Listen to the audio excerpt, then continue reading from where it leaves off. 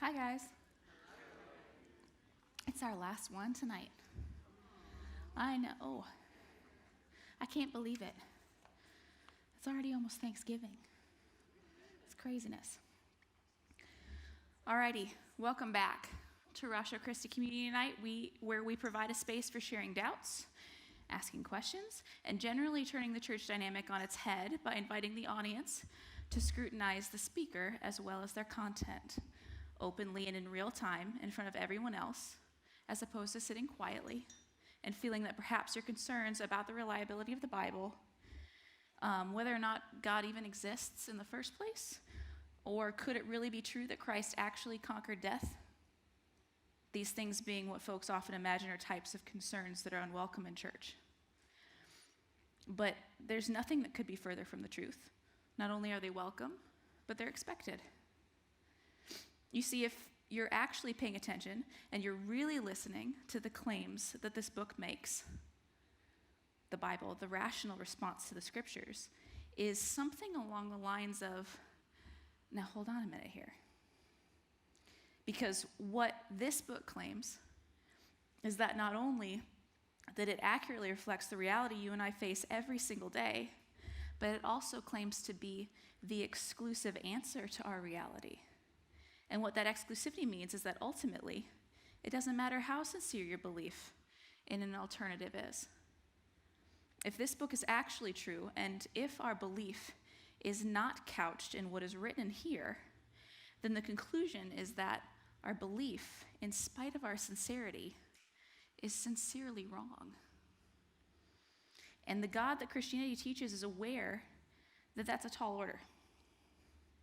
Not only does this God invite us to reason with him, he reminds us that truth does not flee from scrutiny. And he's been gracious enough to demonstrate how serious he is about us understanding this by writing down what we need to know over the course of roughly 2,000 years, over 3 continents, and through 40 different authors. One God outlining one shared reality for the human predicament and providing one shared solution to that predicament. The predicament that is what makes all men equal. And that's 6 feet of dirt. You and I are going to die. And we don't need religion to tell us that. We feel that knowledge every day. We're reminded with every ache that wasn't present the day before, and with every laugh line on our face, and with every gray hair that sprouts. And the result of this knowledge is that as time passes, the question that persists on getting louder and louder in the back of our minds is, who am I? And what is my significance? And as we look back over the course of our life, we begin to assess ourselves. Am I where I thought I would be? Have I accomplished the things I desired? Am I on track to reach my goals? Am I adulting well? Have I wasted any time? Do I wish it was different? And as we should expect, the world's religions have different answers and solutions to this problem. Atheism says there is nothing else, nothing more to be concerned about. You were a cosmic accident to begin with. Your presence on earth has no greater purpose than that. And when you die, that's it. There's nothing else to discuss, no eternity, no hope. You're no more significant in your life than the squirrel in the tree outside your office window or the overripe bananas at Kroger. As one atheist philosopher so colorfully puts it, you are no more than slime mold. Nice. And so your death is as insignificant as the pink gunk you clean out of your shower drain. If you're one of the 22% of the world's population of Hindus and Buddhists worldwide, you offer an alternative end. Eternity is a wheel of reincarnations, and how you behave during life accumulates eternal consequences called karma, the likes of which determines where on the wheel you're born again. Death is inevitable, and it will inevitably come to you over and over and over again, forever. And the only hope you have to escape death upon death, upon death, upon death, is to achieve nirvana, where you enter nothingness and are absorbed into the ether, an achievement that no known humans have ever made. Only avatars of different deities. a wheel that even the most holy representative of this class of religions cannot escape himself, the Dalai Lama. So your hope is that perhaps you'll be the first. Perhaps. But who knows how many times you've been round the wheel before and what iteration you're in right now. Who are you? You're a player in a gambit out of which there has yet to be an escape. What's your significance? None whatsoever. By contrast, Christianity answers the question, who am I? And what is my significance, by pointing away from the questioner and onto the Creator. You're the image of the living God. And in so being, your significance is of eternal value. This life here is only for a moment, and you weren't created to be here forever. The very fact that you look around you and wonder to yourself, what is my significance here, is because you realize that there is nothing here that satisfies your question. And this is because you weren't made for here. What satisfies your question is not part of this world, but is rather what dwells outside of this world. And it's here where Christianity really gets deep, because it says your questions are excellent, but they're incomplete. The question, who am I and what is my significance, is a question concerned with what you're made of. It's why atheism answers them the way it does. It's why Buddhism and Hinduism answers them the way they do. But the deeper issue that is plaguing you as time clicks by is not to look inward and focus on personal significance or what am I made of. The more accurate question is to focus your attention out there and ask, what was I made for? You see, Christianity says that we have been appointed to die only once, and after that to face judgment, a death that does not return us to a new body in another life cycle, as in the Eastern traditions, a death that's not total, like in atheism, but is instead only physical, and for believers will only be a temporary physical death. Because mankind was made for a relationship with God. You were made with the express purpose to experience joy for all of eternity.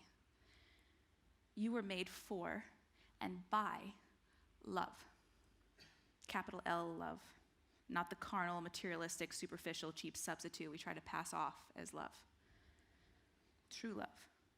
Divine love. The only thing that satisfies our deepest longings. That God-shaped hole we try desperately to fill with other things here on earth, hoping that they will quench the thirst that keeps us awake at night. The satisfaction that we teach will not come in total until we're back home with whom and for whom we were made. Which means for Christianity, we have a unique situation when it comes to the issue of our dying. We have one chance to get it right, and the repercussions of our lives here on earth prior to death ought not, therefore, to be taken lightly. After all, if the atheists are correct, who cares how we live this life? Ultimately, our lives are completely meaningless, as Richard Dawkins so articulately puts it. In a universe of electrons and selfish genes, blind physical forces, and genetic replication, some people are going to get hurt, other people are going to get lucky. And you won't find any rhyme or reason in it, nor any justice. The universe that we observe has precisely the properties we should expect if there is, at the bottom, no design, no purpose, no evil, no good, nothing but pitiless indifference. If you choose atheism, you have no hope. And if the Hindus and Buddhists are correct, then it doesn't matter how you live this life, because in the end, you'll be recycled. And you'll be stuck here in this world in whatever form you find yourself in forever. That is, until you stumble into accidental oblivion. Maybe. Maybe not. You're stuck here in any case. As the Dalai Lama tries to comfort the panic of his followers in this, he says, from a Buddhist point of view, the actual experience of death is very important, although how or where we will be reborn is generally dependent on karmic forces. Our state of mind at the time of death can influence the quality of our next rebirth. So, at the moment of death, in spite of the great variety of karmas we've accumulated, if we make a special effort to generate a virtuous state of mind, we may strengthen and activate a virtuous karma. and so bring about a happy rebirth. So let's try and think happy thoughts as we careen towards cyclical death and permanent suffering into a world in which there's no escape, shall we? Because if you choose this path, your only hope is yourself. But if the Christians are correct, then your highest priority is in whom you place your life while you're here on earth. Because in the end, there will only be two classes of people, and you personally will only be classified once when you die. There will be those who place their lives into the hands of the infinitely perfect and long-awaited Savior of the universe, Jesus Christ, and whom we were originally designed to enjoy eternity with. Our God and Creator, who promises that in so doing our trust in His capability will remove all the pain and heartache that we've come to experience here on earth, that we've broken, juxtaposed against the alternative category, which is reserved for those who've chosen to leave their lives in their own hands. So it behooves us, loved ones, to determine who is accurate about our end. Because as everyone knows, no matter what religion they've been persuaded by, we're going to die. No matter what you think is the best way of looking at the world, our lives, in the end, you're betting your life on that position. And eternity is an awfully long time to have to settle that bet. But Anna, didn't you say in passing just a minute ago that for the folks who entrust their lives to Jesus, the believers in Christianity, that their physical death was temporary? What was that all about? Well, yeah, Christianity teaches that physical death is a temporary gig. Your body will be resurrected in a glorified form just like Jesus's was. Our original design, prior to us having mucked the world up, was to live forever as both physical and spiritual beings. Physical death came to mankind when the world turned away from our Creator.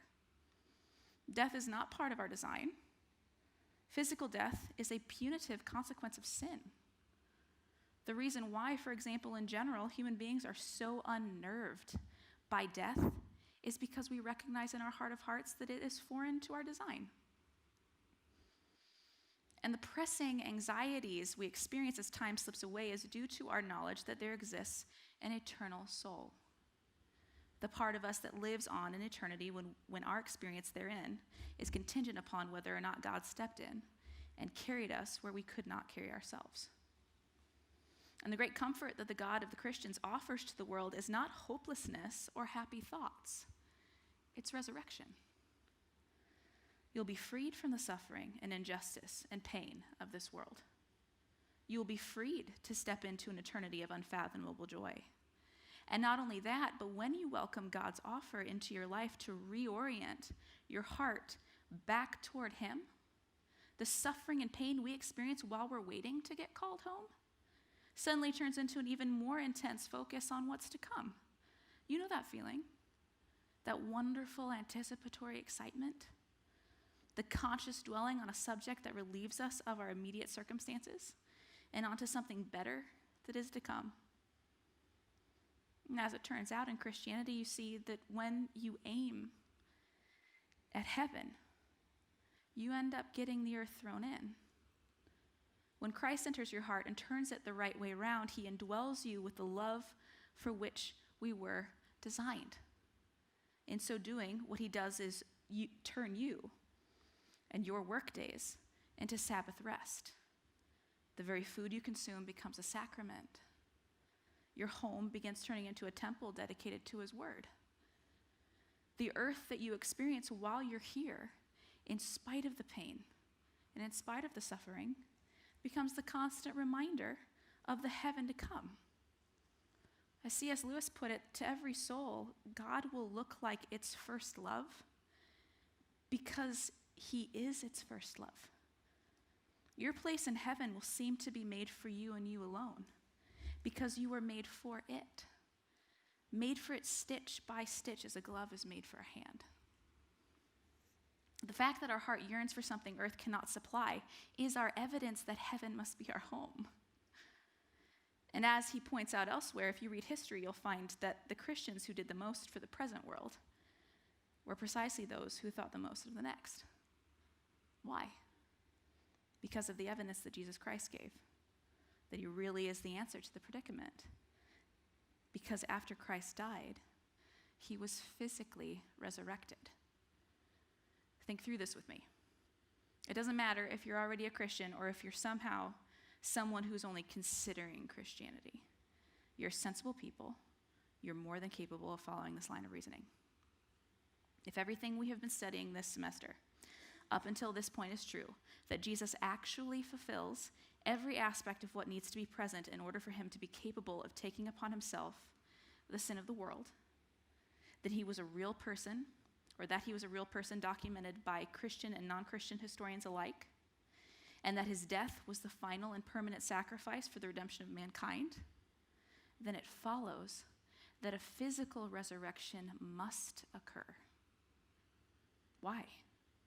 Because if he was completely and totally fulfilled in God's promise to save us and bridge the gap between God and man, then the result of his actions will be the undoing of the punitive consequence of our separation, the consequence of physical death. And what is the undoing of physical death? Physical resurrection. Physical resurrection is a necessary attribute to Christ's claim to be our Messiah. This is why the New Testament authors are adamant about telling the story. And they don't simply tell the story like, wow, what a miracle. But what they do is they go on to emphasize, if Christ has not been raised, then our preaching is worthless, and so is your faith. Let me show you. I'm going to go to 1 Corinthians 15. Now I want to make clear for you, brothers and sisters, the gospel I preached to you, which you received, on which you have taken your stand, and by which you are being saved, if you hold to the message I preached to you, unless you believed in vain. For I passed on to you as most important what I also received, that Christ died for our sins according to the Scriptures, that he was buried, that he was raised on the third day according to the Scriptures, and that he appeared to Cephas, that's Peter, then to the 12. Then he appeared to over 500 brothers and sisters at one time. Most of them are still alive, but some have fallen asleep.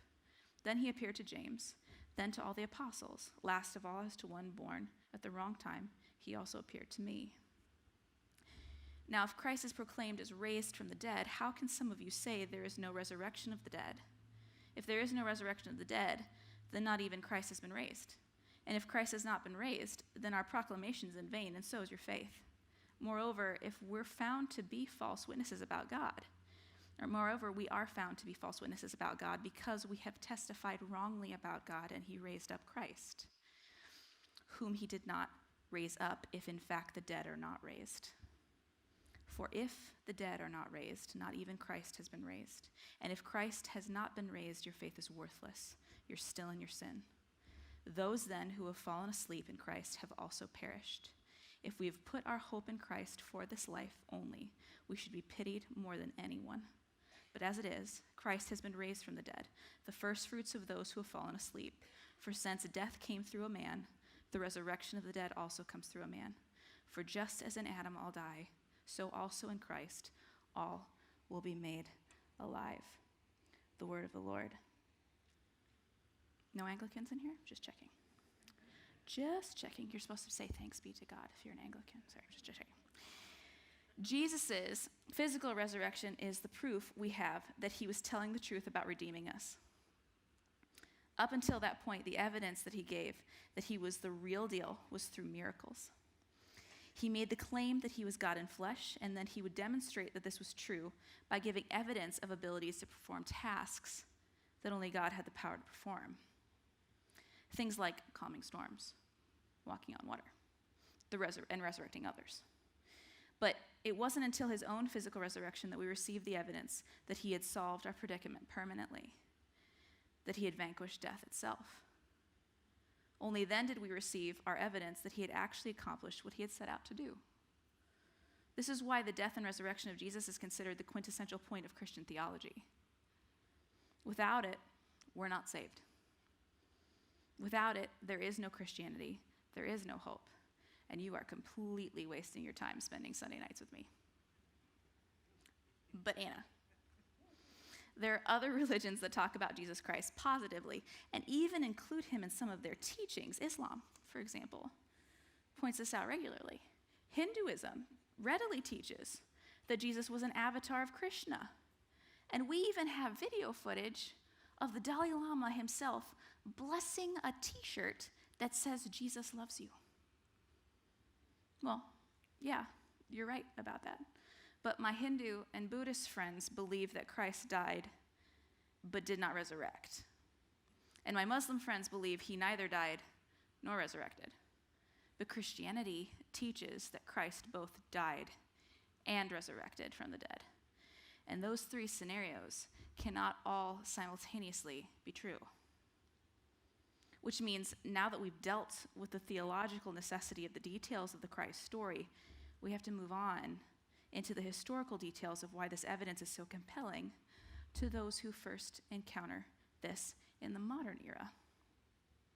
We've already spent 2 full hours covering the trustworthy nature of this book.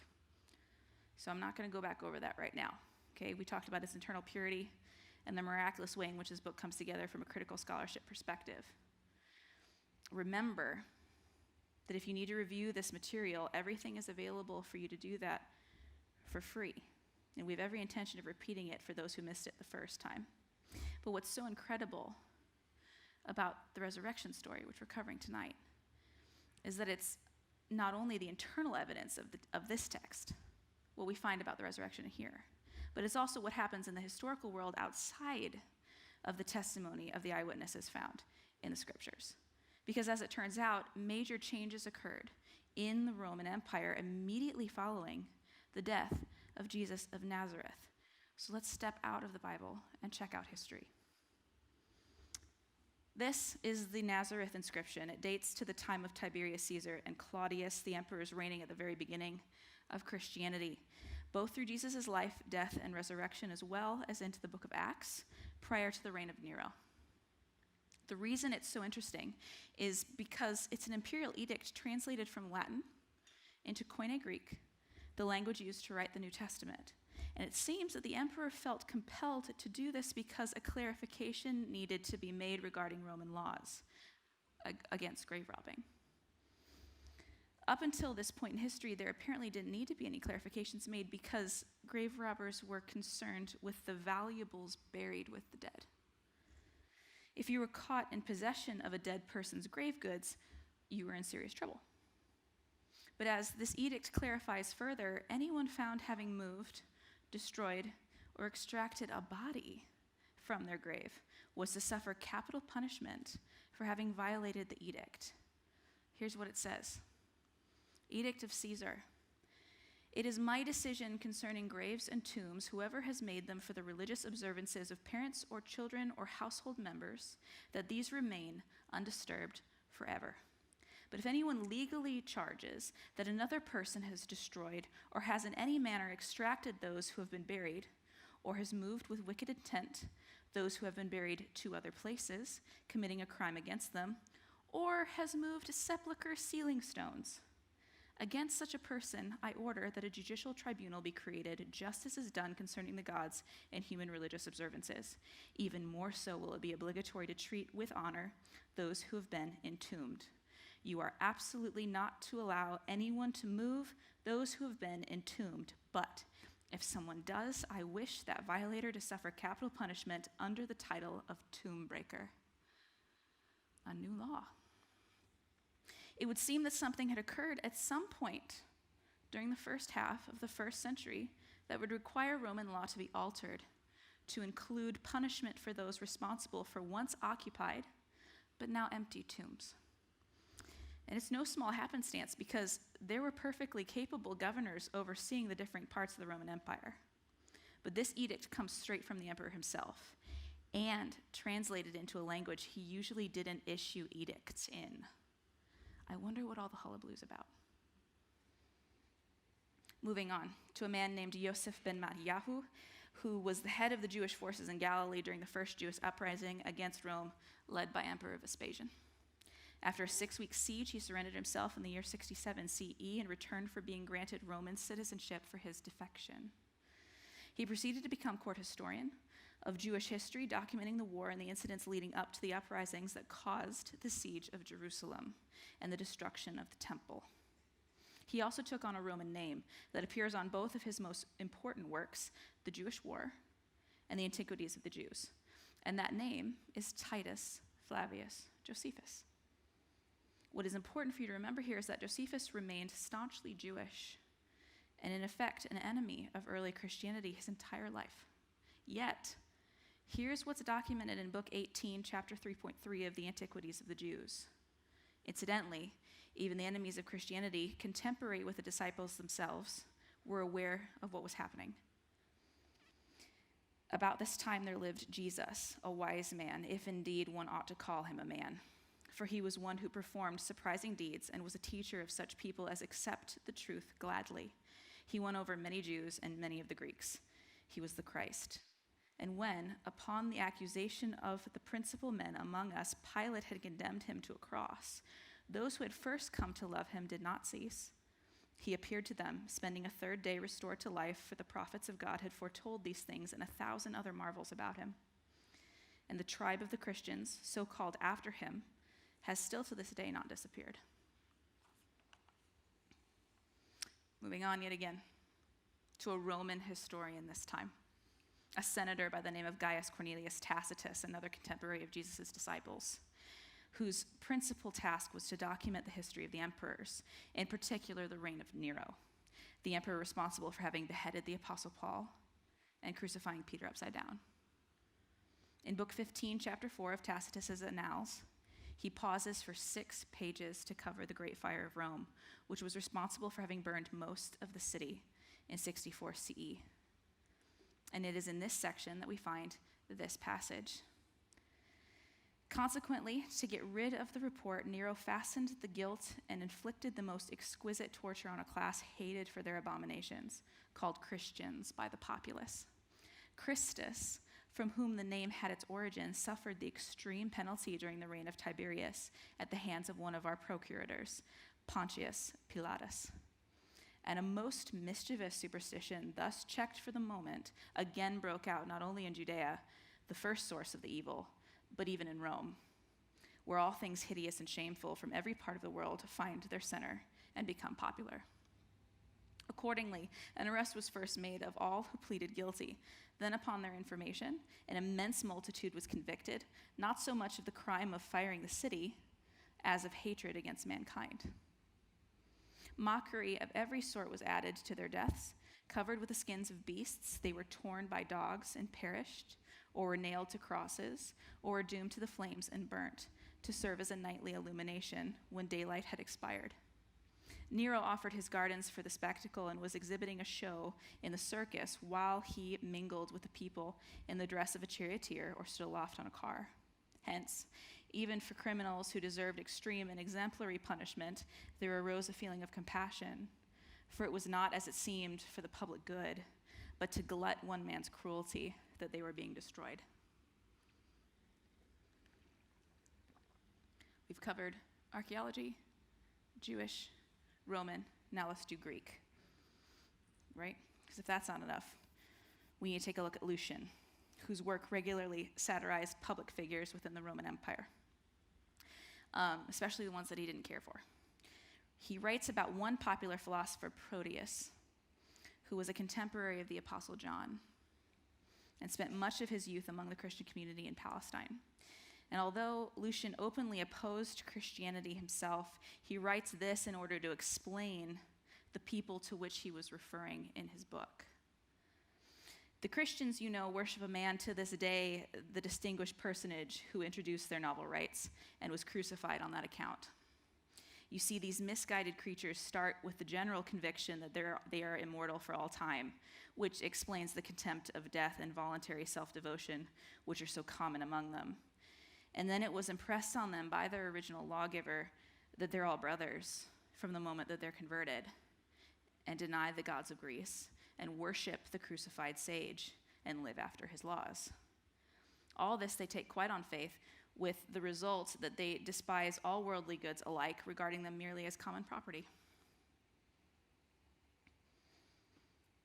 We have a lot to cover tonight, so I'm going to stop there. There are several more examples out there for you, but I think for now, you're getting the point that the historicity of Jesus, his claims, his death, his resurrection, and the consequent reaction by his followers is not in any way, shape, or form exclusive to the Bible. And that's certainly not to say that we need extra biblical evidence for these things. Certainly for corroborating internally consistent eyewitness testimonies regarding the Jesus story is ample evidence enough to establish credibility. But in this day and age, the world has a tendency to react to the content of the Bible by trying to set it outside of the realm of history, something that both Christian and non-Christian scholars alike have been trying to correct. You cannot toss out historical records on the basis that the content offends you.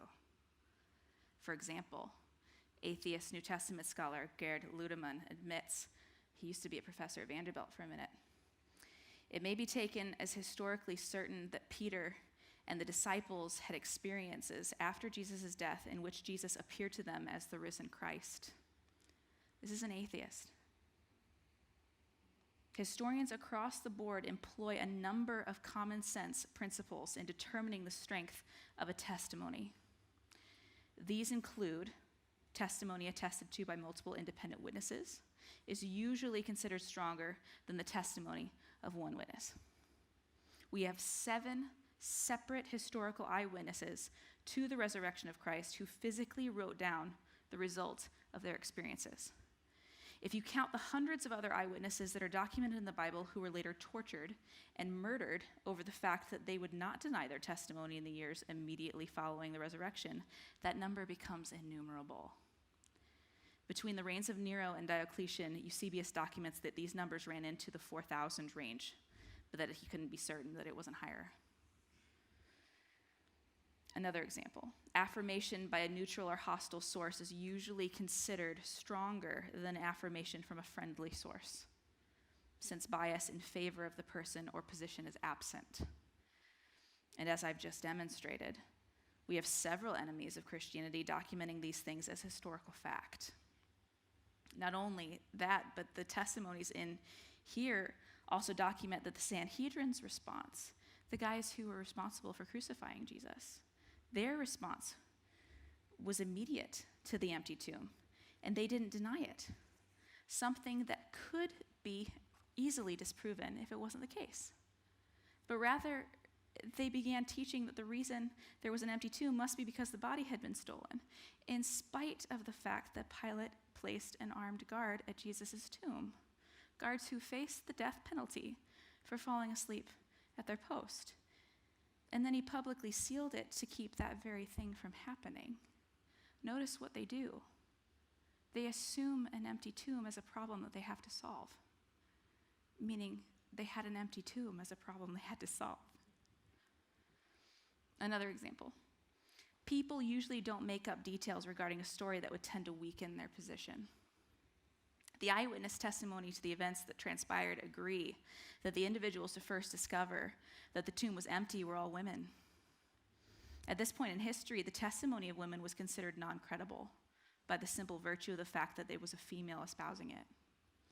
So if we're going to say, for example, that perhaps all these people in here made up the story, then why is it that they would include in their made-up story that the most crucial and incredible climax of the events that transpires, that the entire thing relies upon testimony that at this point in history would have been rejected immediately?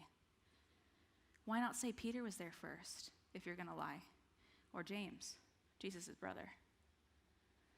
But in fact, in this case, and as scholars agree, in the case of historical investigation, when details are included in a testimony that shed a poor light or seem to weaken the believability of the story, those details are often considered the most certain to be true. In apologetics, we use an acronym to remember all these things. It's called JET. The J stands for the Jerusalem factor, meaning that as the early Christians began preaching what they witnessed after Jesus' resurrection, it would have been extremely easy to falsify the claims that were being made. It's very easy to walk to Jesus' tomb and point out that the body's still there, if, for example, you're going to accuse them of hallucinating. Or to walk to the trash pit to see if the body had been thrown there, if you're going to accuse them of stealing it. Or for there to have been witnesses to a grown man's body being carried off in the night after he died. Considering that Jesus died the night before Passover, A bunch of Jews breaking Sabbath in arguably the most important Jewish festival of all time, while carrying a dead body, would have been extremely conspicuous. Not only that, but it would have been very simple for the Roman guards stationed at the tomb to report what had occurred if they had been attacked or paid off. They didn't do that. The point being that if the body of Jesus had still been in the tomb where the public could simply walk over and point at it and say, nope, he's still dead, Christianity would never have survived in Jerusalem. The E stands for enemy attestation. This is one of the things that we've been focusing on tonight. When someone who's not personally invested in the reality of a testimony also brings evidence that backs up the original testimony, that testimony is considered of much higher value than even eyewitness testimony. When even the people who do not want something to be true admit the truth of the story, you may be fairly certain the story is an accurate accounting. The T is the other thing we've touched on tonight. It stands for the testimony of women. It is such an absurd thing to do in this time period to appeal to women as the chief witnesses of the greatest moment in Christian history. So much so that even the Gospel of Luke admits that the male disciples originally considered the women's report of an empty tomb as nonsense. Consider what God has done in the great picture here of time. Because now, of course, women's testimony is considered equal with men. But look at what God decided to do with his story, to entrust the entire thing to the very people who would have been rejected automatically. If you've ever wondered whether or not Christianity is a boys' club or whether or not women are valued by God, remember that he trusted the entire story to women. Given the disrespect that this point in the resurrection story would have carried at this point in history, it's far more likely that the gospel writers are telling the truth about how events transpired, rather than trying to make up a convincing story about something that did not occur. And given these three, the Jerusalem factor, the testimony of the enemies of Christianity verifying the events, and all of this relying upon the initial reports of the women coming back from the empty tomb, gives us every reason to believe that Jesus' resurrection did in fact occur. This is a rational conclusion. This is an evidence-based conclusion. This is not blind faith. Christians are not running around basing their belief in nothing. These are not, as Stephen Hawking put it to his students at Oxford, fairy stories for people afraid of the dark. Now, whether or not you are persuaded by the evidence we've covered thus far is an entirely different issue altogether. Remember that what I'm doing tonight is providing you with historical proof of the resurrection. Proof along the same lines as proving the historicity of Caesar crossing the Rubicon or Alexander the Great having lived. And we have 100 times more evidence for the events in this book than those two men combined, and yet you never hear critics of Christianity taking issue with the accounts of those two men's lives. Not only do we have sources or scores of hard evidence, both from Christian and non-Christian sources alike, but we also have modern scholarship, both Christian and non-Christian alike, agreeing that this was a historical event. But proof is different from persuasion. And as we know well, persuasion very often does not follow from proof. Why? How could it be that modern day, technologically savvy, hyper-intelligent individuals who are experts in their field, openly admitting that these things are historically accurate, not be the first folks to arrive at church on Sunday? How can someone affirm the resurrection of Jesus and walk away from the implications of that affirmation? And the answer is, they were never interested in a Savior to begin with. Why entrust your life to a Messiah who has demonstrated who he is if you deny that you even need a Messiah at all? Don't forget this distinction between proof and persuasion as we enter the Advent season and you spend your days with friends and family who you may be gearing up to face for that annual pick on the Christian tirade at the Thanksgiving table. Do not forget when you are told there's no proof for this stuff. Because the answer is, yes, there is proof. The person saying that has either never encountered it or having encountered it wasn't convinced by it. And this happens all the time, and we need to be prepared to stay clear about these things, especially distinctions like this, so that we don't get all knotted up in our exasperation over communicating to those who ask us about our beliefs. It's our duty to remain calm and kind. But kindness doesn't mean spinelessness. You can and should remain steadfast in relating the things that we have studied here on nights like this. Remember that sometimes persuasion is just not going to happen in spite of the evidence. And it's in those moments that God is giving us the reminder that he's sovereign in all the things that we are dealing with, and that we need to rely on him in prayer in the difficult moments when we just can't fathom how our loved ones are not tracking with us. All right, Anna, you've spent long enough making your point, but you said in your promo video that tonight was going to cover gory subjects, and so far it's been rather tame. So let's get to the blood and guts already. What's all that about? Well, that's really the final piece to the puzzle here by way of evidence. Almost every single eyewitness to the resurrection was brutally murdered, simply because they refused to recant of what they saw. The term martyr literally means witness or testimony. It's a legal term used by both Aristotle and Plato to refer to what happens in court. But just after Christ's resurrection, the term takes on a darker meaning for the first time in history to refer to those who, under the penalty of death, maintain their conviction of truth. And thus begins the history of the word martyrdom, changing to carry a bloodier meaning. For upper-class Roman citizens refusing to deny Christ, the result was a swift beheading. For those who found themselves outside of this class, your end could be anything from being sent into an arena complete with hungry wild animals to be hunted and eaten as a spectacle for the entertainment of the public, or for a metal grate to be set above an open furnace upon which you would be grilled to death. Any number of creative ways to torture a human being were used on thousands of Christians to stop the spread of the story throughout Rome and the rest of the empire.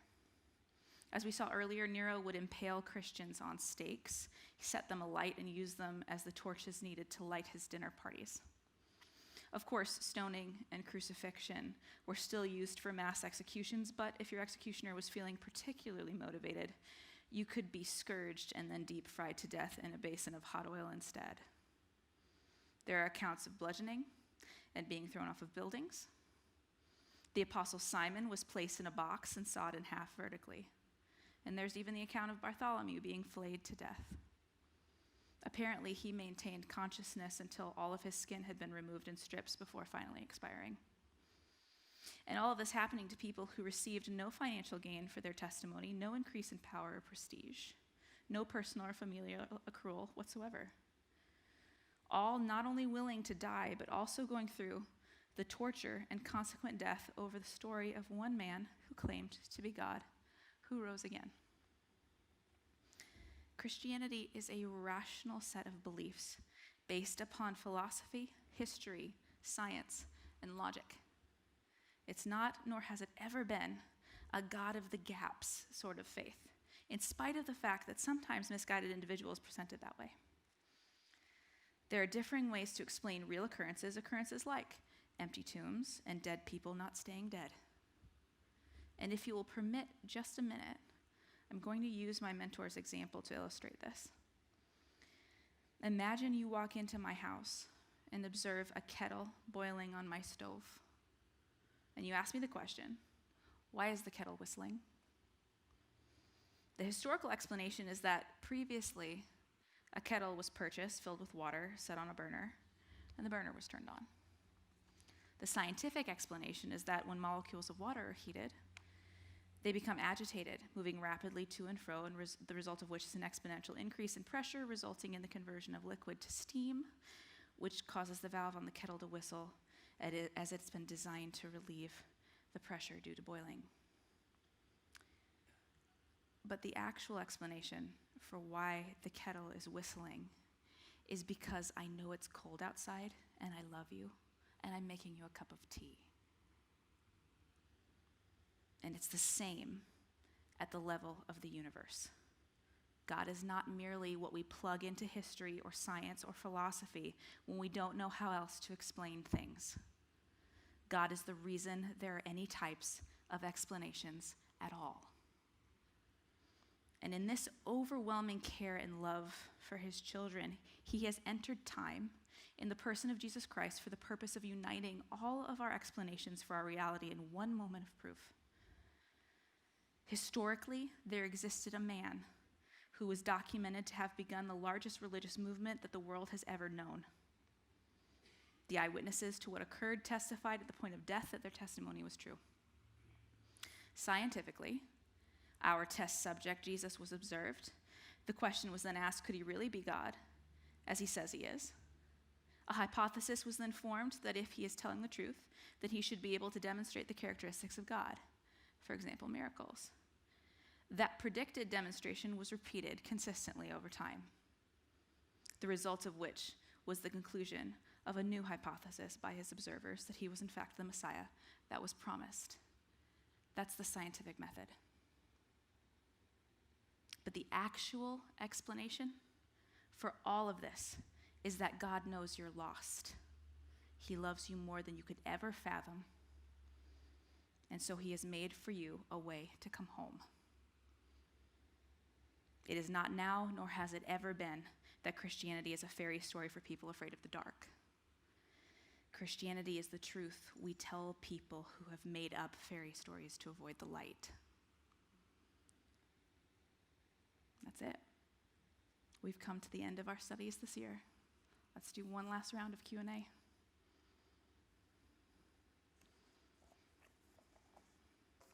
Do I need to put back up the picture of the flayed man? Are you good? Do you notice how quickly I got through them, just in case? Remember, if you have a question that has nothing to do with resurrection, that's okay. You can ask it. And I mean, who knows when the next one of these is going to be, so I'm never going to be available to you ever again. Make sure that you ask. Make sure that you ask.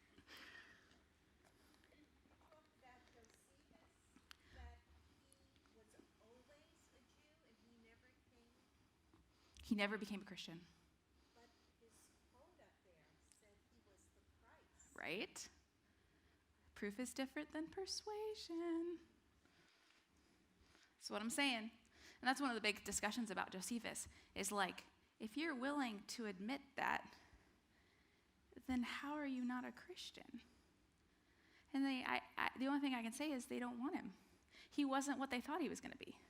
I mean, nobody was looking for, from the Jewish perspective, nobody was looking for the Jesus version we got. They were looking for a really amazing, ready to go to battle. He was going to conquer Rome, and he was going to reestablish the temple.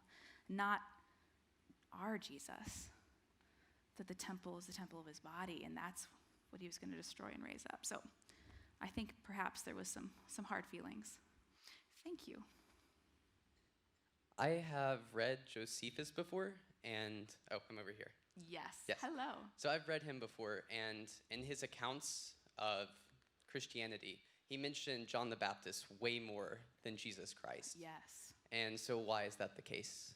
I'm not sure. In fact, I don't know if it's way more, because I can only think of, I could be wrong, and you can correct me. I can only think of 2 instances for John the Baptist, and I can only think of 2 for Jesus. But he did focus on John the Baptist, and he focused on John the Baptist before he ever mentions Jesus. I suspect because John the Baptist was such a major player in Jerusalem, everybody knew who he was. By the time Jesus rolled up, nobody knew who he was until he started doing his miracles. John the Baptist, though, they thought he was Elijah, reincarnated, interestingly enough. So I think he had just garnered more attention than you would walking around in not but your towel and throwing locusts at people. So that's something that I would expect to see in such a small area. But that's just me talking. I'm not sure if I'm being accurate or not.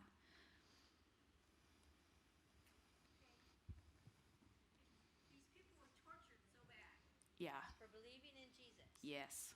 Okay, and believing in the resurrection. Yes. Are we sure that, Pontius Pilate didn't make up stories that say that these people said it just to make people afraid? and make their stories up and torture them and say that they said this and this is how they believed, and that's why we're doing this, to make the regular public, his other public afraid of believing in Christianity? Yeah, That they made up stories about the people who were tortured? yeah. So No, not that they were tortured, but made up the stories that these people said that, how do I put it? it's okay. These people said, I saw Jesus' resurrection. I believe in Jesus, but do they know that those people really said it and crucified them for it, tortured them for it? Or did they say that the people said it so that they could torture them to make I see. other A lot people- of these affirmation that the people following Jesus, claiming to be Christians, a lot of their affirmations and inability to deny things were public. They were featured publicly because at the time this was entertaining to kill people. The Roman Empire was not, they didn't hide executions. It was free entertainment. So for them to say multiple times, and I think even under Diocletian's reign when it got really, really nasty, where all you had to do was have your neighbor accuse you of being a Christian and you were arrested. Even at that point in time, you were given, and Tacitus talks about this, I give them 3 chances publicly to recant before anything happens to them, because I don't think, they haven't actually broken any laws except for being Christian. And so I really don't think it's reasonable that we're killing this many people over this, although I'm going to abide by the law of the emperor. So yes, people knew that they were claiming the testimony they were. They weren't just going and being taken back into a dark room and then brought out in front of people and be like, well, they said they were Christians and now we're going to kill them. So now, do I know that for every single case? I do not. I only know that with the cases that we have, like Blondina, for example. The vast majority of the apostles, they were so open about it. But even the cases like St. Lawrence, the guy that was grilled, that was a public grilling, and he talked about Jesus' resurrection the entire time he died. So it was fairly obvious what the Christians were dying over. At least I'm confident in saying that based on the stories we have. Does that answer your question? Okay, good. James was his brother and not a cousin. Yeah, besides the scriptures? Yeah. James is brought up in Josephus and says is Jesus' brother. Pliny the Younger, I think, is the other one, but I'd have to verify because there are 2 places that come. Because the Catholics don't believe that. Well, then there are 2 James, remember. Yeah. You said that Roman Catholics don't believe that James was Jesus' brother? They believe that the Virgin Mary Stayed virgin. Yeah, that's right. So you're talking about the biological aspect. Yes. So they do. There's not everybody. I don't think I've seen Pope Francis tackle this one yet. But yeah, in Roman Catholicism, Mary remains a virgin, which means Jesus' siblings are not actually Jesus' siblings, which I get now what you're referencing. Yeah, Josephus is an example. Pretty sure it's Pliny the Younger, but I can find, if you email me, I can find it for sure and send it to you if you need it. Interesting, there's also an ossuary that says James, brother of Jesus. I just now remembered that all 3 of the people you were mentioning that were Yes. doing secular mentions of Jesus Christ came Tacitus, after. Lucian, Josephus. Yes. Yeah. So all 3 of them, they came after Jesus died. Even Josephus was born in 37 Yes, AD. correct. So how can they be considered valuable testaments for secular views of Jesus' historical accuracy? As meaning how is it that a historian can write on a history that they weren't there to witness personally? Yes. For the same reason that all of our history books exist. We have eyewitness testimony that historians are referencing as they tell the history. And with the case of Josephus, for example, and Tacitus and Lucian, there are eyewitnesses still alive, which means they're receiving that testimony. But I'll point out that I know of very few history books, except for maybe the most modern ones, that the historians who are documenting what happened actually lived through the events themselves. And I would say even more striking is how close these historians lived to the events themselves. I mean, that's huge. I can think of who is it? Dillard and Longman. I can't remember who the few textbook. I'm sure. Do you go to public school? No. You have the massive history books wherever you go to school, right? Where you talk about. That's fine. Homeschool too. Ancient Greek history, right? You have all the way through modern European history. The vast majority of those historians have never seen that stuff. I mean, you don't have to have personally lived through it in order to have accounts of it. That's hence the historical reliability argument. Does that help you? I can't tell if I've satisfied your question. I want to be able to say I have this epic historian that nobody can touch, but these, I don't. But I have historians close to contemporaries of the very people who were there, and that's a pretty big deal. I can't think of another case where that's applicable to other historical events. For example, World War II. Every single person who witnessed World War II in my family has already died. Yet, World War II is one of my favorite things to study, and the historians that I have available giving me all that information also did not live through World War II. Does that make sense? Okay. To go off of that, roughly how many years was it between the Trojan War and when those writings happened? Do we remember? It's a really good question. I have to look it up. I don't know offhand. I can, though. That's why I have this up here. So the modern dating says 1100 BC for the Trojan War. And the writings that we have detailing the Trojan War were when? Oh, goodness. Way later. Right. So with it being within 20, 30 years after the fact versus... Oh, no. Versus almost a millennia difference in Right. time. Over a millennia difference in time. And that's what we have on that history. Yeah, it always gets hairy with ancient Greek history. That's why this book is so incredible. It is unlike anything that we have as far as ancient sources are concerned, and that's a good point.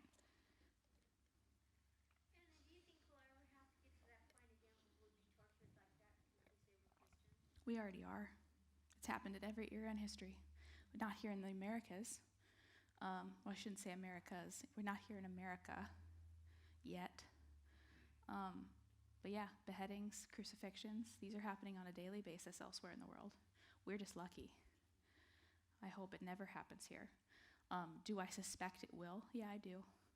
I think the pendulum will swing and will become less and less conservative when it comes to religious freedom. I hope that's not the case. I hope I'm wrong, but every empire in history has done that, and I don't think that we're an exception. So that's why it's so important that we fight for religious freedom. Yeah, they do. So will they ever change the scriptures? I don't think so. And the reason why is because every single new manuscript that we find, and we have 24,000 of them right now in Greek, that's not counting the ones in Syriac Aramaic, if you can count those languages, it increases up to over 56,000.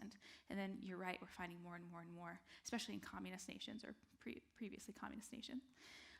When you lay these manuscripts side by side, they're internally pure, which means they haven't been altered. One of the questions we get all the time is, hasn't the Bible changed a whole bunch since the beginning to now? And the answer is no. Well, how do you know that? Well, because we have the manuscripts. And you can scan them or look at the scans yourself, digital scans, or you can actually physically hold some of them. And I bring multiple scrolls periodically here to this church so that you can see what I'm talking about. They haven't changed. It doesn't matter what century you look at all the way back. There are no changes. The different iterations that we have are in like spellings of names, spellings of locations, misuse of grammar, like if you were to say a apple or instead of an apple, where it's very clear the content doesn't change, but there was a little oops from one of the scribes, and so you mark it and you move on. So no, I don't think the scriptures will ever change. And the reason why I also think that is from a theological perspective, which is that God promises to preserve his word. Part of the reason why this book matters so much, that we use it and we submit ourselves to it and that we study it and we meditate on it day and night, is because this is what God has determined to give to us in order to tell a story. Do I think the story will ever change? Yeah, because the story doesn't change. It's exactly the same And it'll be the same tomorrow. The persecution of the Christians I read was ended by Constantine. Is that, and by a revelation that he had? And I was just wondering, is there any documentation about what kind of revelation it was? You're saying you read somewhere that there's a written account of some of the martyrdom of Christianity and Constantine edited it? No, he ended it. He what? He put an end to it. And Ended the it. church, and the That's church true. was born. The age of martyrdom. It's called the age of martyrdom. Okay. We have the date for its ending as soon as Constantine comes to power, because for the first time in history, Christianity becomes legal to practice. That hadn't been part of the Roman Empire at all. Because part of the reason why Christianity could not be legal was because it required that you never make sacrifices to the emperor. The Christians weren't willing to do that. So that's why some of this persecution got real intense real fast, is because, well, all you need to do is put some incense in front of the statue of the emperor. You guys are cool with that, right? And the Christians go, no. Then all of a sudden there's a problem. They look obstinate, they look like they're breaking the law, and then you can build off of that. Constantine was the first person to say Christianity is completely legal. They do not need to make offerings to the emperor at all. And there's an argument whether or not he actually converted himself to Christianity, because he uses a lot of Christian elements in how he reigns. So you're right, Constantine was the end of the age of martyrdom. It picks back up. There's persecution all over the world. But for the Roman Empire, it ended with Constantine until he passed, and then it picked back up again. Okay. Hello. I have a question that's kind of different. How are you feeling these days? Aw, thank you. We're down to 1 to 2 bouts of nausea a day, which for me is really great. We'll get there. I keep being told that being really, really sick as a mama means you have a really, really healthy pregnancy, which that's fine with me, if that's what that means. But thank you for asking. That's very kind. Predestined are elected, Mm-hmm. because you read in the Bible some places that God knows those predestined. And I mean, God knows everything. Mm-hmm. Is that what the Bible says, Sandy? I believe it is. Then it's true. Okay. We're going to do a night, I'm fairly certain, because we've had enough questions about this. And you're right, I would be doing a massive disservice to that topic if I tried to just answer it, because there's no way that I can answer that question with the time that we have. Even if I were to take everything left with tonight, I could do serious theological damage to the people in this room just by being too quick. We have been designing for quite some time now a night handling free will. I really am not sure when that's going to happen, but that's in the works. So kind of be on the lookout for that. But if this is something you want to discuss with me personally, I am more than happy to take you out to lunch, and we can just have it out there. Is predestination and election in the Bible? Yes, it is. Do we need to deal with that as Christians? Yes, we do. What does that mean? Well, that's something we need to discuss. You're welcome.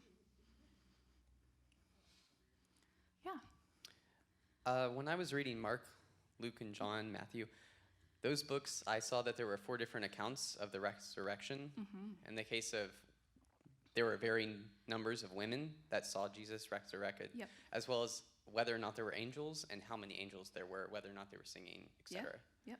So, can you explain that? Is for that a a bit? contradiction? I Yep. see that somewhat as a contradiction. Sure. Yeah, Luke and Matthew somewhat agree. Luke talks about more women than Matthew does. Mark doesn't talk about resurrection at all. John spends a lot of time on the resurrection, but the emphasis is on what happened after the fact. Here's the deal. There's something to be said about eyewitness testimony. Okay, let's say there's a car accident, and the 3 of you right there all witnessed the car accident, but you're standing in different perspectives, right? And all 3 of you come back to me and say, oh my gosh, there was a car accident just outside right after you got done speaking. And I go, what happened? And each one of you, from your perspective, saw different things, right? You saw one person get out of the car. He saw 2 people get out of the car. You saw a partial head of somebody over here and another person get out of the car. So you say to me, I don't know if this person got really, really hurt. All I saw was a partial head and another person got out of the car. You tell me, no, 2 people got out of the car and you wouldn't believe it. I can't believe it was such a terrible car accident. And then you tell me I saw 1 person get out of the car. All 3 of you are correct. It's not a contradiction. What you are telling me is what you saw. It's your perspective.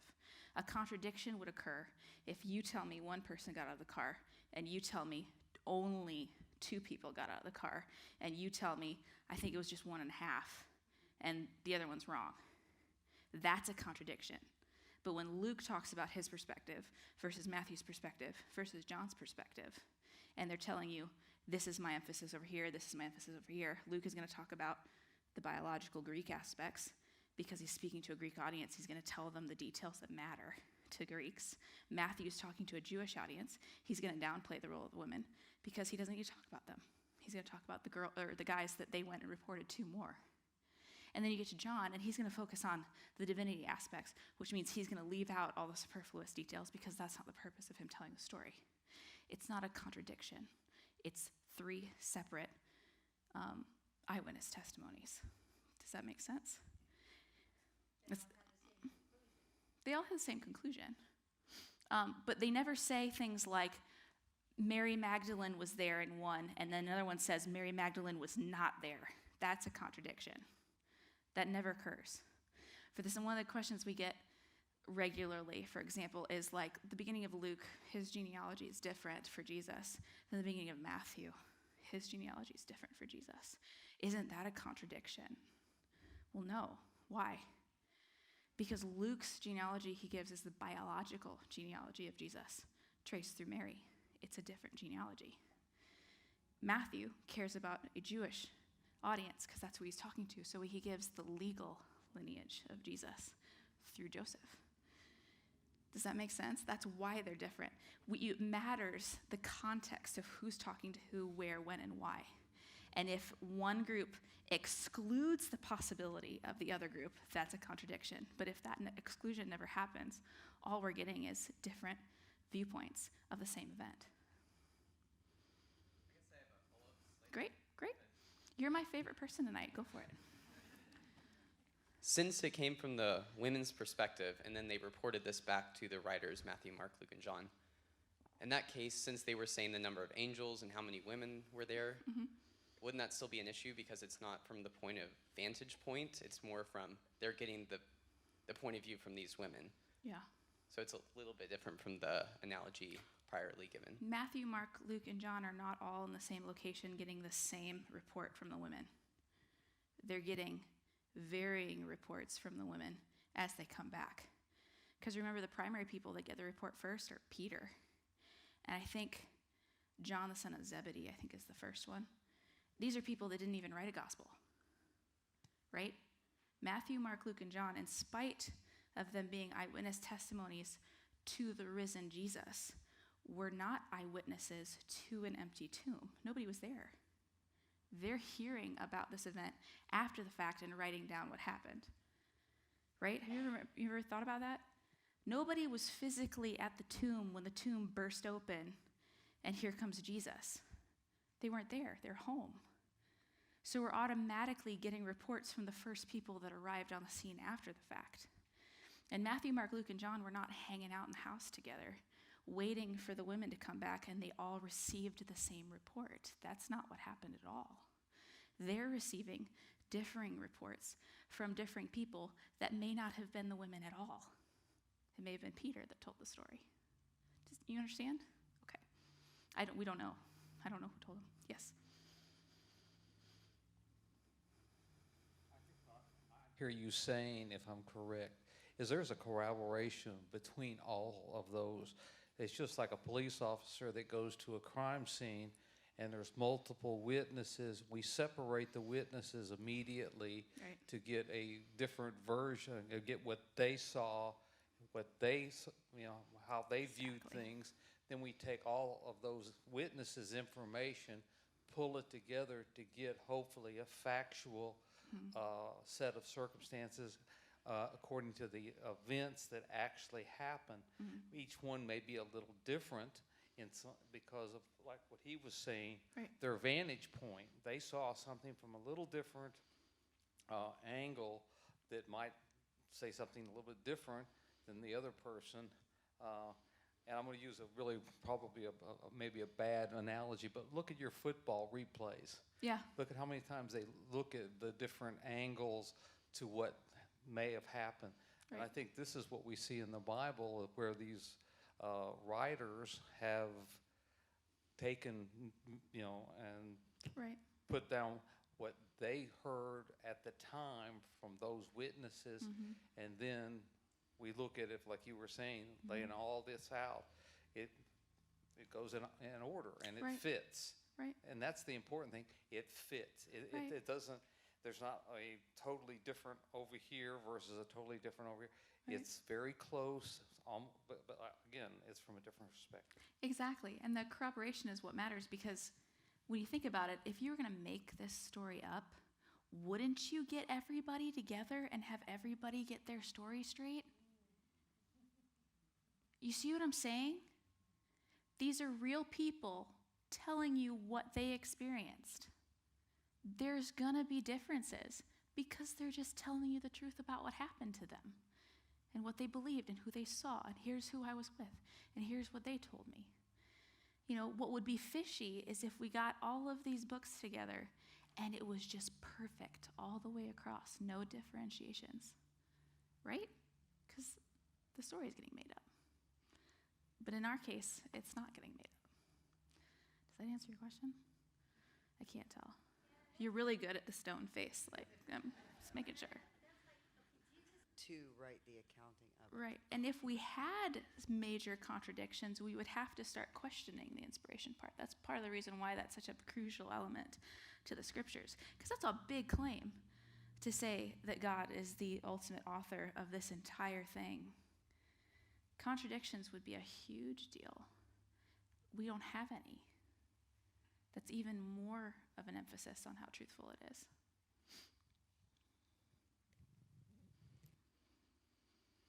Yeah, one of the best things, if you have somebody in your life that says, look at all these contradictions in the Bible, best thing you can say is, show me one. I hear it all the time. Go ahead. Oh, so if the resurrection is such, if the story doesn't work without that, why is it not included in Mark? Good question. So from what we understand of Mark, there are two answers to that question. Number one, Mark is the earliest, and he was trying to get the story out the fastest, which means he wrote down everything he could. And in one argument, it says he wrote it all down before the resurrection happened. Okay? That's one of the arguments.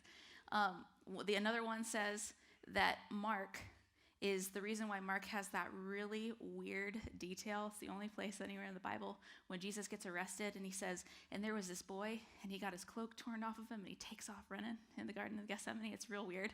It's because Mark is putting him, he's like, that's me, I'm the little boy. And so Mark's gospel is, we know that Mark traveled with Peter, and that Mark's gospel is less of I'm going to write this whole big story out for you to read, and more of him recording Peter's speeches, because Peter doesn't write a gospel. And so Peter is emphasizing to the Jewish audience what they need to hear, and hence Mark doing what he's doing. The third example is that Mark did have a resurrection account that has been lost. We just don't have it. I don't know if that's true. I wouldn't put any value on that because obviously we don't have it. But as far as we know about Mark, what he was doing was repeating and writing down what Peter was talking about. And so we just didn't get, by the time Mark gets published, we just didn't get that material. Depends on how you look at it. I have a question, because one of the things you said kind of stuck out to me. In the genealogy, if Jesus was born divinely, so go back to that, because that's one thing that always stood out to me is, why do we have the genealogy of Joseph if he had no bearing on Jesus' conception? Right. So just say that one more time, because that threw me off. You said legal inheritance didn't have to be biologically derived. So if you care about from a Jewish audience why Jesus would have any authority whatsoever, and from a Jewish perspective, you need to trace through the Father, because that's all they ever traced through. So when Matthew gives Jesus a genealogy, he gives his legal inheritance through the line of Joseph as his adopted dad. Whereas when you look at Jesus' biology through the line of David, which is something that has to be established, the line of David comes through Mary, which is why Luke gives that lineage. Both had to be established, yep. Well, you can establish God, but to a Jewish audience who's going to reject Jesus at the outset, you have to establish, this is why you care about this guy. That's what Matthew's doing. Same thing with Luke to the Greeks. No, this is why you care about this guy, because I know what Matthew already established, but I'm going to give you you remember how he has to be part of the line of the David? He is. That's what he's pointing out. But the scripture says that after Jesus was born, that Joseph consummated the marriage with Mary. So why wouldn't there be more children? I mean, where do they get that, I guess is what I'm saying. I don't know. There's a lot of things that Roman Catholicism does that I just think is like, why are you guys even talking about that? I would have to do more research. I'm sure there is a reason. I'm sure it comes from somewhere. I just can't tell you offhand where it comes from. Because it's the same is true of Mary's mother. They claim that Mary's mother also had divine elements to her, which is another odd thing that's like, where does that come from? And I would imagine the answer probably falls into the tradition of the church somewhere. Because remember, in Catholicism, the scriptures are set equally along the tradition of the church. So one can supersede the other at any given point in time. So I'd have to do more research on that one. I mean, Jesus and John the Baptist were cousins, right? Yes. So that would mean that everybody from Mary's line would have to have that. So maybe that's why they conclude Mary's mother also maybe had that. That way it follows with John the Baptist That's also. a good speculation. I don't know. Well, we know they're not right on that, so we don't need to waste time looking it up. Let's just say when I'm going into Roman Catholic circles, I don't focus on that. We focus on the gospel. Just a quick question. I've always been kind of confused by this verse. Okay. Okay, so 1 Corinthians 14:34, it says, "Let your women keep silent in the churches, for it is not permitted for them to speak, but they are commanded to be under obedience, as also said in the law." Excellent. Are you hung up on the women need to keep silent part? Yeah. In the Greek, the keep silent that's translated there is sagao. It doesn't mean complete silence, like zip your lip and never speak at all. It means quiet down. And the reason why that's there is because in Corinth, we were dealing with, remember how you're going through the epistles and Paul's dealing with different issues in different churches that they come back. 1 Corinthians is actually 2 Corinthians. And 2 Corinthians is actually 3 Corinthians because there was a first letter. And we know that. We call it Corinthians A in apologetics. And that's because Paul says, in the letter I wrote to you previously, right, which is a letter we don't have, and he's dealing with these things. One thing they're dealing with in Corinth is a whole mess of how do you conduct a church service. Because at the time, it was a really big free-for-all. That's just how they conducted themselves in Corinth. And one of the things was a lot of yelling. And as you've dealt with a female speaker for several months now, if I were to just yell at you constantly about theology, we wouldn't get much done in the church service. And so Paul says, quiet down, because it was the tradition of that time for there to be lots of back and forth yelling. So yeah, look, if you look at the Greek, it's sagao is the word. I promise I'm not lying to you, so you can look it up. It doesn't mean absolute silence. It means quiet down. It's just we don't have a real great word to translate that in English. Silence is the closest. So this is why it's so important to study Greek and Hebrew. So for issues like this where it says women be quiet, or how to treat your slaves, or kill those who are infidels, like people who do not believe, like even if you're in your family. Where does it say kill them if they're infidels? In Deuteronomy 22. And so in cases like those, I know that people don't do that nowadays. Like, Right. people become more, like, they interpret the word differently than people in the past. But don't we need to be concerned about how people perceive it and look at those issues and say it's still there? Because it's more about how it's perceived. People don't always look at the Greek in this case. And so don't we need to look at this culturally as well and how it affects us today? Yeah. Absolutely. 1,000%. In fact, it's one of the weaknesses of the church in America, I believe, is that we are not pointing out the places in the scriptures where we know people are going to have the biggest response. Because obviously in the culture in which we are dealing with right now, in fourth wave feminism, where we have an entire section in Corinthians dealing with women in the church that runs completely contradictory with what our culture teaches, right? And then we just kind of like avoid it. That's part of the reason why I do apologetics, is because I think it's really, really dumb to do that. We need to actually deal with these issues. Do you attend here at the Vineyard at all? Yeah? Okay. Sometimes we do Sunday morning services where we cover difficulties in the Bible with Aaron and I. And so that's part of the reason why we do that, is because we think that there's a missing element culturally here in America that we need to deal with these things and explain. This is what the Greek says. This is how you need to understand this. This is where this context comes from. Why does Paul say this the way that he does? You're dead on. And we need to deal with it more often. And I think a lot of churches, if I can be so bold, avoid it. And I don't think it's smart in the long run. Should the Bible be held responsible for how it is interpreted, like historically, verses have been used to oppress women or people of color? If those verses weren't in there, then, or if they had said instead that everyone, if it had come against slavery outright, or that women should be treated equally in society. Yeah. Why would it not say that and said, do you get what I'm saying? I totally do. It's an excellent question. Should the Bible be held responsible for when it's abused by other people based on what it says?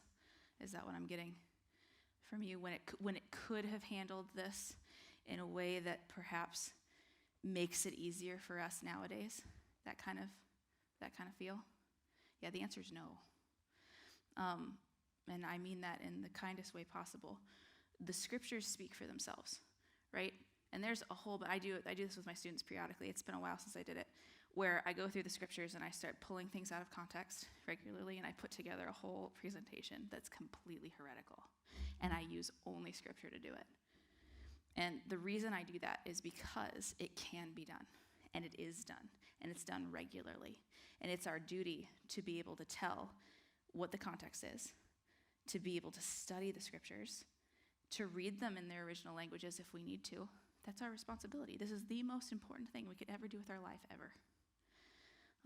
If this book is real and true, then there's nothing more important than studying it.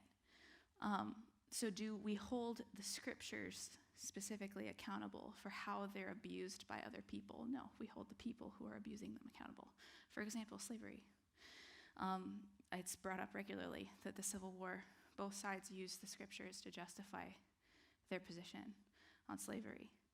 So what do? Is that a moral quandary? Does the Bible support both sides? Is that a contradiction? Of course not.